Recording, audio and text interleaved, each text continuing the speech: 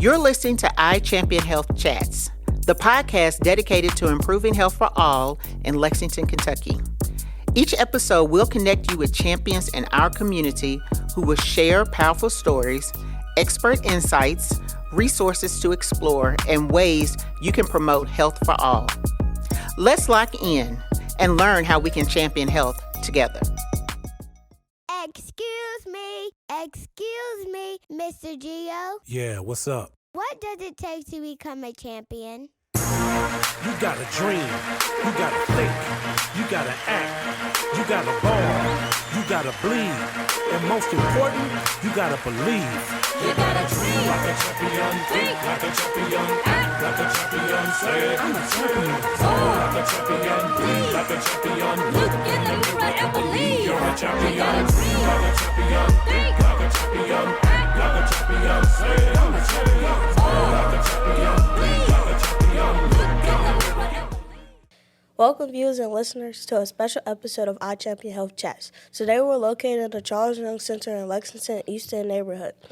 I'm Jaeda Tevis, and I'm the iChampionHealth Community Health Champion and an OMAC participant. I'm joined by my other co-host. My name is Buchanan. Today, we're flipping the script and taking over as co-host. For this episode, we've been participating in the iChampionHealth program for the last 5 months, learning how to be involved with the community. And our guest today is Mr.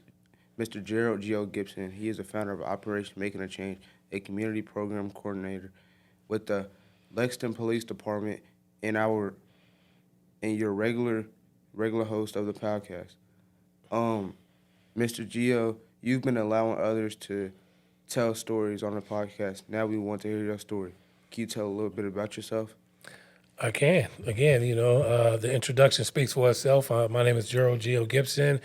I am a community program coordinator for the Lexington Police Department. But I am also the founder of Operation Making a Change, a violence prevention and intervention program geared toward helping our youth in our inner cities. Can you explain OMAC to those who don't know what it is? I can. So OMAC is a nonprofit organization. We are definitely geared toward helping our youth stay success-minded. So we go into our Fayette County public schools, and we work with our elementary, middle, and high school and college kids to make sure that they're going down the right path. So if we're in a school setting, we work with the same school kids for the entire school year. We also run 3 after-school programs, Tuesday, Wednesday, and Thursday. And the after-school program consists of all kids can join. Of course, we have the door open for kids that are going through the court system. So some kids are court ordered to come to our program as an alternative to incarceration.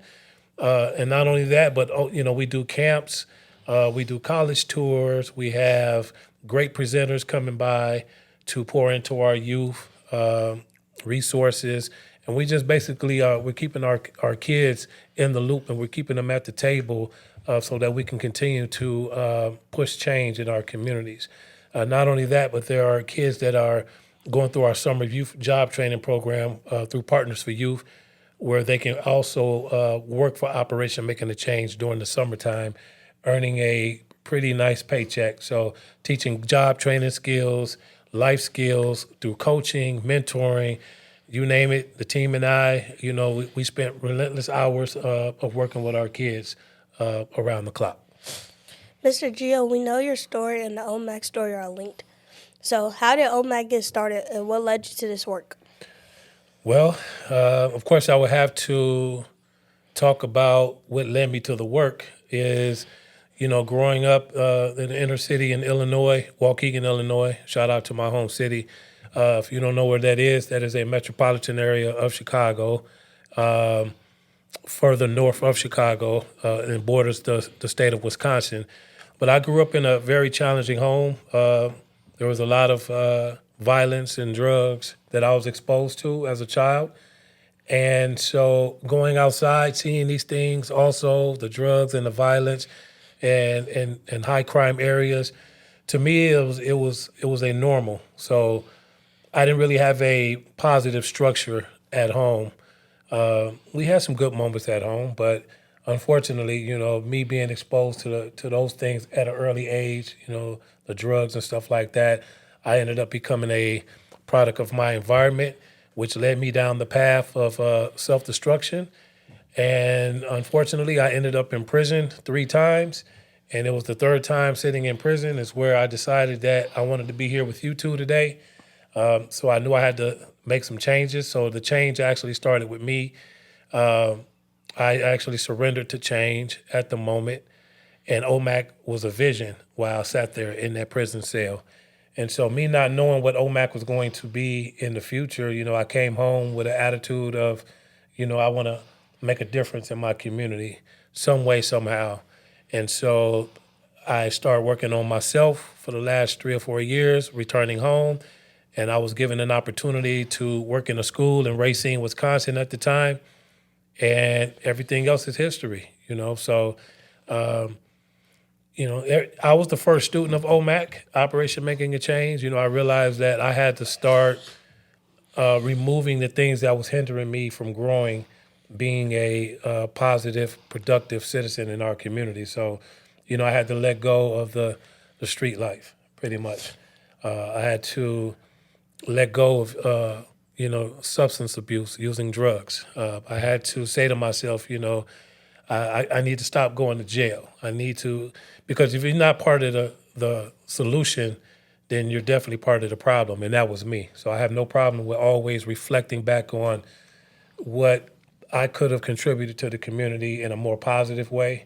So people ask me, do the program works? How does it work? Well, I'm living proof of that because I've been free from prison way over 20 plus years. The program has been running way over 10 years, so I am living proof that this program is working. So you pictured this program in a jail cell and often say you were the first student of OMAC. Mm-hmm. Who or what helped you make that vision a reality? Okay, so of course I will always give God the glory first. God is always first in my life, so I will give my glory to God first. But there were a lot of people that could have gave up on me. My mother, she was a very strong woman. Love her to death. My grandmother was a positive influence, and I had a couple mentors along the way that I definitely am so grateful to have in my life at the time, pouring into me. Sometimes when we make mistakes in life, people tend to look at us and want to throw us away. But there were people that prayed for me. There were people that said, hey, you know what? I see something other than what this young man is going through, and I want to give him a chance. So, there were so many people that I can name, and I won't take that time to name everybody because I don't want to miss anybody. But there were so many people that I had to sit down and listen. So I took a chapter from everybody. I can learn something from a kid. I can learn something from an elder, a parent, a teacher, law enforcement definitely played a part in my change. So a lot of people helped in, me navigate to where I'm at right now. And that's who I always give my appreciation to, is the ones that were physically there for me. And I want to thank you right now. If you're listening right now, thank you, and you know who you are. What adversity did you face growing up, and what's different about what you see kids going through today? Well, adversity to me was, sometimes we didn't have food in the house. I shared a room with 2 brothers. I had 2 sisters also. Absence of the father. I had a stepfather involved, but, that was a little challenging for me. He had challenges in his own life. So there was a lot of things that, GEO Gibson had to learn on his own out there in the streets. I had to learn how to become a man. And so, to me, adversity also was, I didn't have that positive influence to tell me to further my education. I didn't think that a guy like me can actually, go to college. I thought college was for rich people. So just, I didn't have the self-esteem. I lacked the confidence, especially being in the classrooms. I wanted to hide in the back. I didn't want to answer the questions because I just didn't feel like I was as smart as the other kids. And not only that, I never really was held accountable for, having bad grades or my behavior and stuff like that. I was able to really kind of get away with a lot of stuff that I probably shouldn't have got away with as a kid. But one thing we always had is respect for the ones that were in our community, our elders at the time. So, no matter what I was doing, we were always conscious of whose house we were hanging out in front of, and we made sure that we had to show the respect to our elders in the community. They call that community policing. So, we didn't always need law enforcement coming on the neighborhood because all the uncles and the cousins and the grandmothers, aunties, and they made sure that, we were going to be in line. But yeah, that adversity, man, it's a lot. You talked to us about the importance of a support system. Who or what makes up your support system? Okay. A support system is very important. The learned behavior as a child growing up, I didn't trust anybody. I was told not to trust people, and that was because of various reasons that I was told that. And so growing up, that was embedded in me. And so in order for me to be who I am today, I had to let my guards down. I had to be vulnerable, and I had to learn how to trust other people in order to build a support system. And so support systems to me are so valuable because, your blessings can be right in front of you, and the people that did try to help me once upon a time, for some reason, I always pushed them away, but hanging in the streets, I embraced that. I welcomed all of that. And so my support system now is, it's made up of so many different people. The infrastructure of my support system is amazing. I got at least 10, 15, 20, 30 people that I know that I can call and depend on, as well as they can depend on me as well, too. So support systems, I would say to people, man, that are listening to this right now, you want to make sure you build a strong foundation around you. Teamwork definitely makes the dream work. And that's a part of my support system right now. I have a team that definitely, we work together. We make decisions together. We build together. And I think with a support system, we're stronger together. What goals do you have for yourself and OMAC? Okay, so for myself, what goals do I have for myself? Is to continue to be a better human being every day. I've made it this far. It doesn't mean that, I'm still not a work in progress. I'm a work in progress every single day. So some goals also for myself is to write a book. I want to be able to leave my story on this earth one day, that people can go back and read and say, hey, you know what? It's not about how you start. It's about how you finish. And Gerald Gibson is definitely an example of that. Other goals for myself, it's hard to even say for myself because I'm so invested in so many people.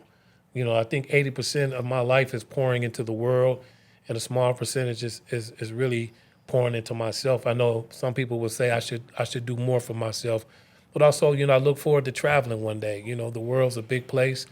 Never really got a chance to venture off. Growing up in the inner cities, you don't see yourself in another country or in somewhere like Hawaii, which is one of my dream vacations. And for OMAC, I just want to be the best that I can be at what I'm doing.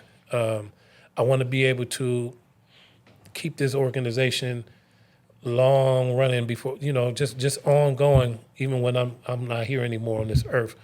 So it's legacy building. I know I will echo something that I heard from Karan Butler out of Racine, Wisconsin. He referenced that we were the new ancestors, and that stuck with me, and that still sticks with me today.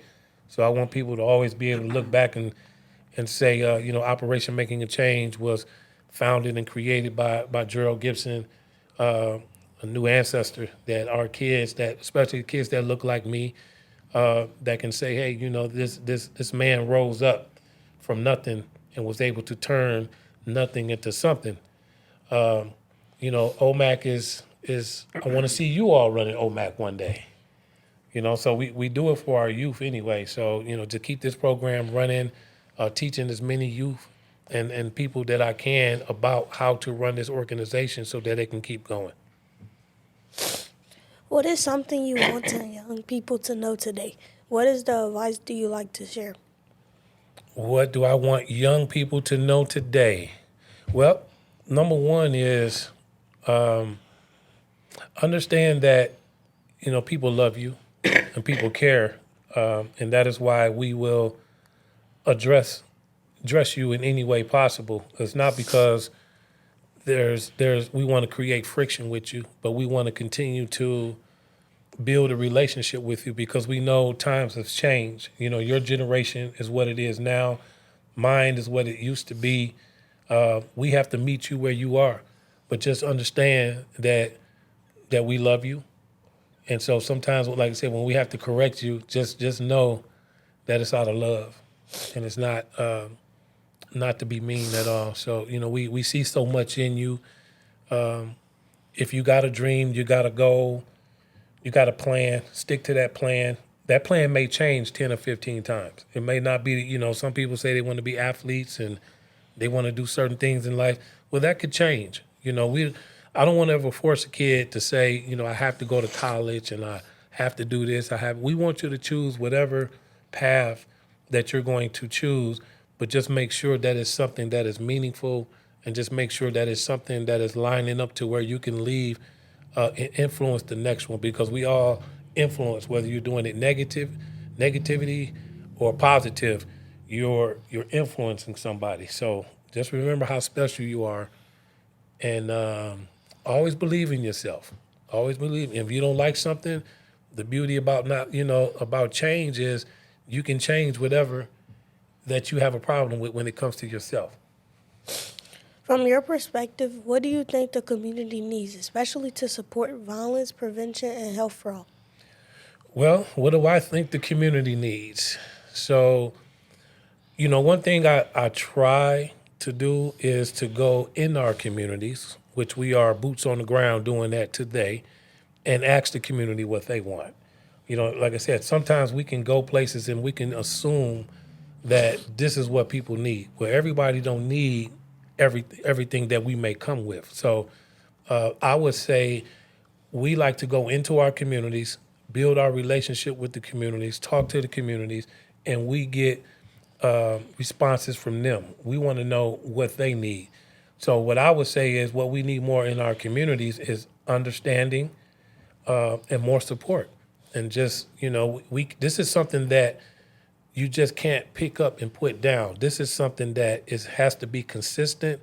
It has to be ongoing. And that is how you build relationships with the community. I just think we need more of understanding and support. Thank you for sharing your story and for all you do. We have just a few questions left.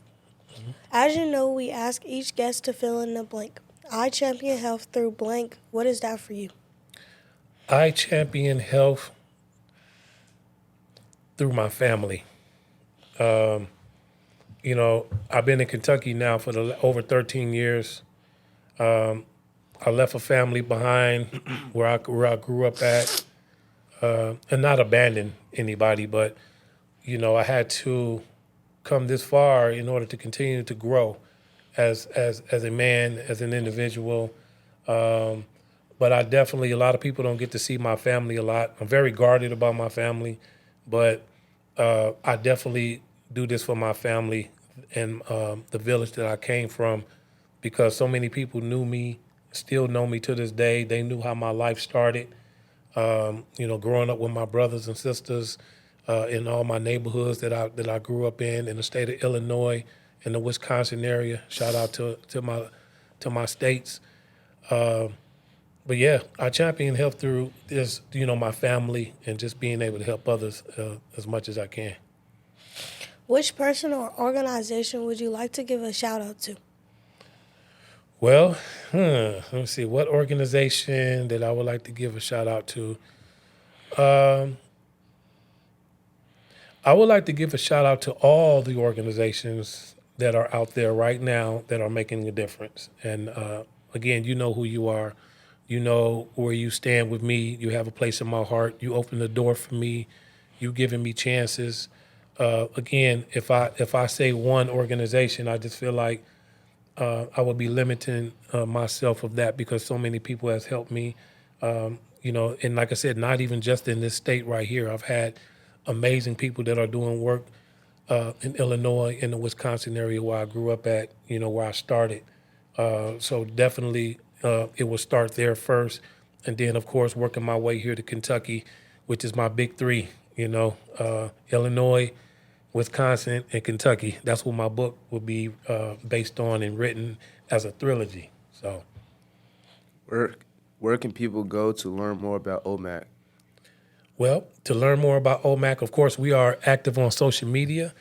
You can go to our Facebook page at Operation Making a Change. You can also find us on Instagram at OMAC Team and also Mr. OMAC 99. Finally, what's one thing that you want the listeners to take away from this episode? Well, I just want to please take away some hope. There's somebody out there right now that is going through addiction, in and out of, jail, incarceration, and just, you've developed that there's no hope for me. My life started off this way. My life is over. I want viewers and listeners to take away, listen, you've been through something, but take something and turn it into something, all right? Because we all have a story. We all have, I can put anybody right here in my place right now. I didn't invent the wheel. I am just basically picking up where our great, great leaders left off at and just trying to help make a difference. That's what I'm doing. So if you're out there, support the ones that are doing the work, all right? And if you're not going to support it, pray for it. Pray for us. My grandmother always told me before she left this earth, I got a chance to sit with her the day before she left. And she was so proud of me that I became this person. And she said to me, grandson, you make sure you keep making changes. Don't just make one. You just keep working on making changes. My grandmother was a cancer survivor. That's why I wear this pink OMAC shirt in her honor, in her memory. So I know she's looking down on me and very proud of me. But keep making changes every day. It's not going to be easy. Nothing is easy. And even though we have technology today, life is still not easy, no matter how easy you think it is. You have to work for whatever it is that you want, and you will get out what you put in. Thank you for tuning in to IChampionHealth Chats. If you enjoyed this episode, please be sure to hit the follow button in your favorite podcast app and share with your community. You can connect with us by searching at IChampionHealth on social media or by emailing ichampionhealth@uky.edu. IChampionHealth is a collaboration between the University of Kentucky Prevent Alliance, Operation Making a Change, and the United Way of the Bluegrass. The IChampionHealth team encourages you to get vaccinated for COVID-19 and stay up to date with boosters. Vaccines are a safe and effective way to protect yourself and your community. This podcast was supported by funds made available by the Kentucky Department for Public Health's Office of Health Equity from the Centers for Disease Control and Prevention, National Center for STLT, Public Health Infrastructure and Workforce, under RFA OT 21-2103. The contents of the podcast are those of the authors and do not necessarily represent the official position of or endorsement by the Kentucky Department for Public Health or the Centers for Disease Control and Prevention.